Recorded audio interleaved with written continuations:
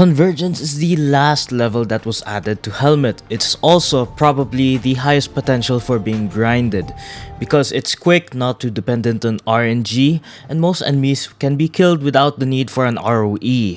Add to the fact that on Extremity, it's able to get a payout similar to a good The Covenant run while taking about half the time. So today I'll be showing you my method for solving Convergence. The first thing you will have to consider is the skills that you will unlock. The lowest level I recommend trying this tactic on is at level 15 because it allows you to get Perturbator and Hoarder, which are the two most important parts of this entire method. However, if you're at a higher level and you just want to grind so you can get to even higher levels, I recommend Scavenger if you want extra protection because it allows you to get 2 extra plates from enemies. Envoy, even though you won't need it much, it helps with the teleporter room. Generosity, so you don't need to wait for certain checkpoints to refill your ammo. Master Key for faster picking speed. And finally Stillness because enemies are very perceptive of sound. Once you're done, you can load up the solo session and let's move on to your loadout.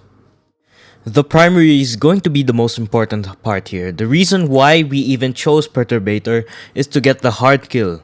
The hard kill is the best for this job because it's able to one-shot most hostiles and it also has a long range option in the form of the slug ammo type. If you don't like shotguns, I'd recommend the N8 or the H110, but everything else is pretty much more difficult to use, including the 2 I mentioned, and if you just want to get over this quickly, use the hard kill. For your secondary, the Lehman because it has 0 budget and it does well. For your gadgets, bring 2 flashbangs, 1 set of zip ties, 1 lethal grenade, and 2 plates. After this, just ready up, and if you want, read the mission briefing. Now the very first thing you should do is plate up. I cannot count the amount of times someone brought plates only to forget them and screw over the entire run. It's a huge problem that can be avoided just by taking a little time. If you kill anyone and they drop a plate, as soon as it is safe, add that to the plates you already have. If any quote-unquote non-hostile spawn, just zip tie them. If they run away, well, feel free to put lead in them. Keep your lockpick out in places where you don't hear any hostiles. You will know if you hear more footsteps than usual and the sound of claws zipping up. This means a pair of hostiles or maybe more have spawned. If this happens, just dispatch them with the shotgun. Only use flechette until the second checkpoint. Slugs cannot kill armored hostiles wearing helmets in one shot. Find your code and if you need to, enter it into the chat so you don't forget it. If you don't find it in the first house, check the others and remember the protocol. Lockpick doors wherever and whenever possible, and if you hear enemies, just dispatch them with the shotgun.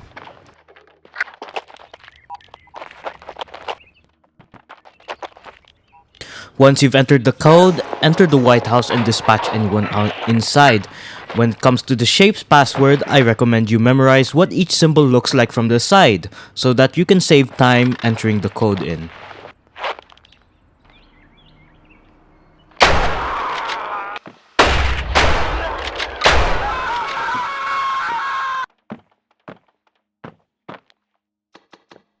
If you've lost health and inevitably shot your gun during this, do not use the health refill at the first checkpoint after the shape's password door. Go outside the White House and refill there if you didn't use it already. I recommend you don't use it until you are done with the White House. This helps when you go past the first checkpoint and lose some health because then you can use that refill to save the ones at the second checkpoint.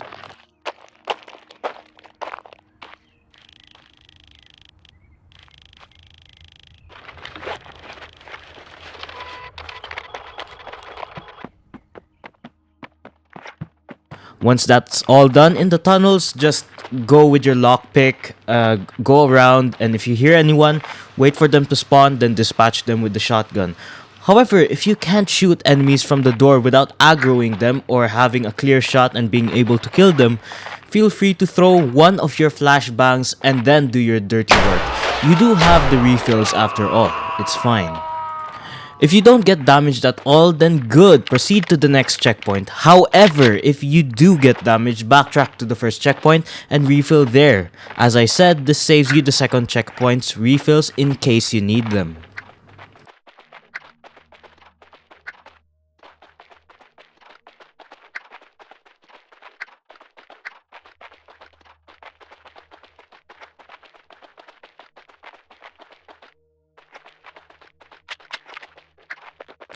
At the second checkpoint, just lockpick both doors, and if you have gotten a secondary objective, which could be a gold stash, detonating ammo, etc., feel free to take care of those before advancing to the teleporter room. At the door to the teleporter room, if you have Envoy, use it. This allows you to see where enemies are and which ones. Memorize the hair and shape of which is the shielders and which ones are the ones with assault rifles. From this point on, you should have switched to slugs already. It helps with long range because none of the enemies from now on are armored. And it also reduces the chance of a non-hostile getting hit by a pellet and dying. Open the door after this and deal with the enemies. Do not exit the door into the teleporter room because then you will be locked away from the refills. Do not go far because you might get soft locked in the refill room. Kill any runners and all the hostiles from the door, and if you lose health or need more ammo, go back and refill. Once you have dealt with them, you can freely go inside and zip tie any of the scientists, if there are any, who didn't run away or try to shank you with a knife.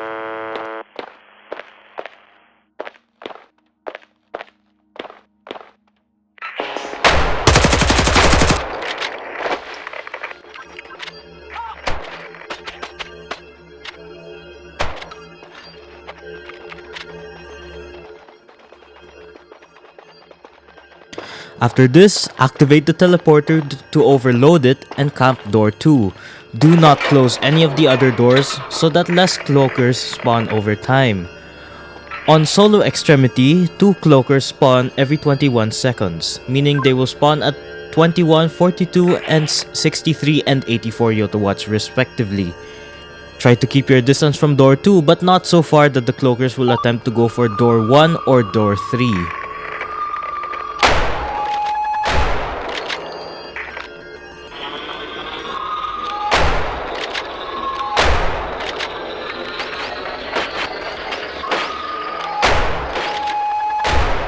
If you've survived up to this point and if you've refilled before the cloakers, you should have at least 13 shells in reserve. I have less on this run. If you haven't lost health or if you're just looking to risk it, ignore the refills and go straight for the exit. Here's a fan-made map of the last section. If you're not playing right now, pause and you can see where the enemies are. At the fork, we will go for the route on the right. But for the first section, throw a flashbang at the first 1 to 2 enemies and then take them out with your shotgun. It's not gonna work 100% of the time, but it helps. Next, throw the lethal grenade into the fork and take cover behind one of the boxes. This should take care of whoever was there. After that, go right and shoot the 1 to 2 guys who are there. Weave in and out quickly and at the next right, shoot the guys there. There's going to be an ammo and health refill. If you don't need them, leave them and continue on. You will also see that there is one guy at the end of the hallway. Take him out first if you're planning to get one of the refills.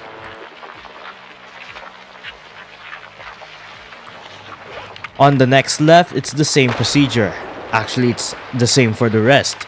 Be careful though, because on the last right, an enemy could get stuck in one of the boxes, and then you can't see him and you might die to him, so look carefully.